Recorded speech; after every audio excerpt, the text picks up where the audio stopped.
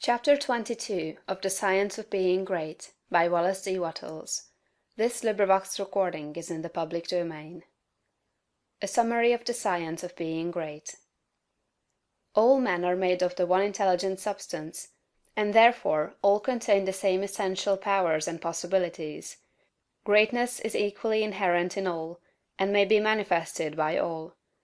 Every person may become great. Every constituent of God is a constituent of man. Man may overcome both heredity and circumstances by exercising the inherent creative power of the soul. If he is to become great, the soul must act, and must rule the mind and the body. Man's knowledge is limited, and he falls into error through ignorance. To avoid this, he must connect his soul with the universal spirit. Universal Spirit is the intelligent substance from which all things come. It is in and through all things. All things are known to this universal mind, and man can so unite himself with it as to enter into all knowledge. To do this, man must cast out of himself everything that separates him from God. He must will to live the divine life, and he must rise above all moral temptations. He must forsake every course of action that is not in accord with his highest ideals. He must reach the right viewpoint, recognizing that God is all, in all, and that there is nothing wrong. He must see that nature, society, government, and industry are perfect in their present stage, and advancing toward completion, and that all men and women everywhere are good and perfect. He must know that all is right with the world, and unite with God for the completion of the perfect work. It is only as man sees God as the great advancing presence in all, and good in all, that he can rise to real greatness. He must consecrate himself to the service of the highest that is within himself, obeying the voice of the soul. There is an inner light in every man, that continuously impels him toward the highest, and he must be guided by this light if he would become great. He must recognize the fact that he is one with the Father, and continuously affirm this unity for himself and for all others. He must know himself to be a God among gods, and act accordingly. He must have absolute faith in his own perceptions of truth, and begin at home to act upon these perceptions. As he sees the true and right course in small things, he must take that course. He must cease to act unthinkingly, and begin to think, and he must be sincere in his thought. He must form a mental conception of himself at the highest, and hold this conception until it is his habitual thought form of himself. This thought form he must keep continuously in view. He must outwardly realize and express that thought form in his actions. He must do everything that he does in a great way. In dealing with his family, his neighbors, acquaintances, and friends, he must make every act an expression of his ideal. The man who reaches the right viewpoint and makes full consecration, and who fully idealizes himself as great, and who makes every act, however trivial, an expression of the ideal, has already attained to greatness. Everything he does will be done in a great way. He will make himself known, and will be recognized as a personality of power. He will receive knowledge by inspiration, and will know all that he needs to know. He will receive all the material wealth he forms in his thoughts, and will not lack for any good thing. He will be given ability to deal with any combination of circumstances that may arise, and his growth and progress will be continuous and rapid. Great works will seek him out, and all men will delight to do him honor. Because of its particular value to the students of the science of being great, I close this book by giving a portion of Emerson's essay on the Oversoul. This great essay is fundamental, showing the foundation principles of monism and the science of greatness. I recommend the student to study it most carefully in connection with this book. What is the universal sense of want and ignorance, but the fine innuendo by which the great soul makes its enormous claim?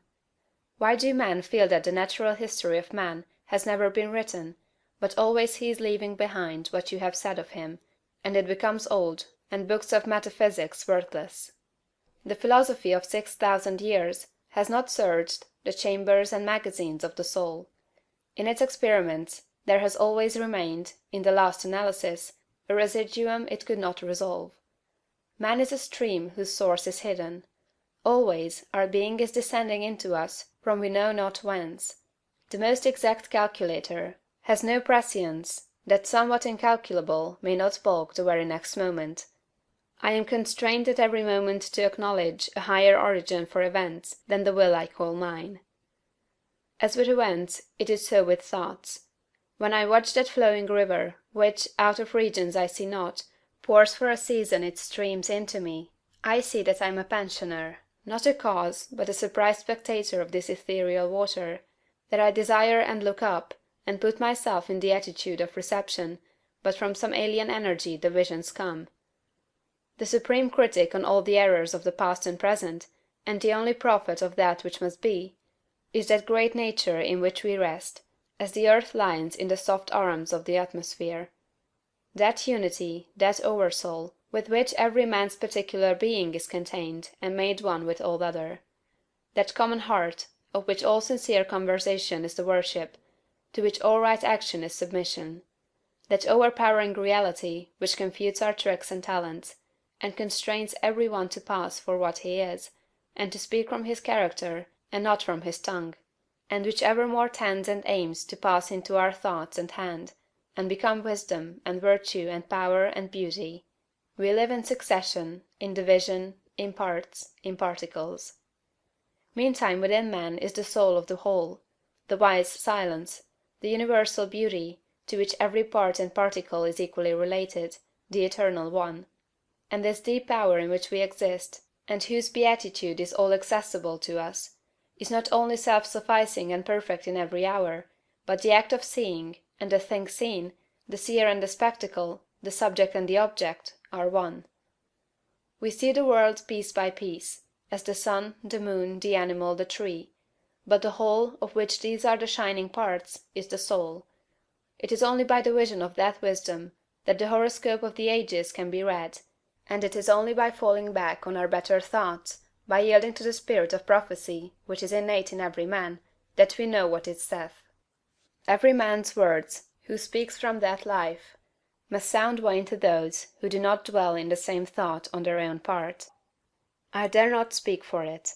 My words do not carry its august sense, they fall short and cold. Only itself can aspire whom it will, and behold, their speech shall be lyrical and sweet, and universal as the rising of the wind. Yet I desire, even by profane words, if sacred I may not use, to indicate the heaven of this deity, and to report what hints I have collected of the transcendent simplicity and energy of the highest law. If we consider what happens in conversation, in reveries, in remorse, in times of passion, in surprises, in the instruction of dreams wherein often we see ourselves in masquerade, the droll disguises only magnifying and enhancing a real element, and forcing it on our distinct notice, we shall catch many hints that will broaden and lighten into knowledge of the secret of nature.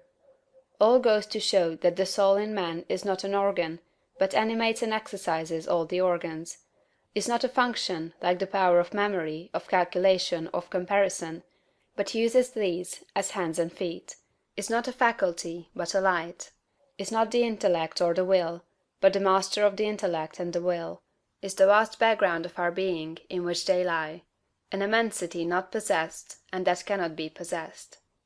From within or from behind, a light shines through us upon things, and makes us aware that we are nothing, but the light is all.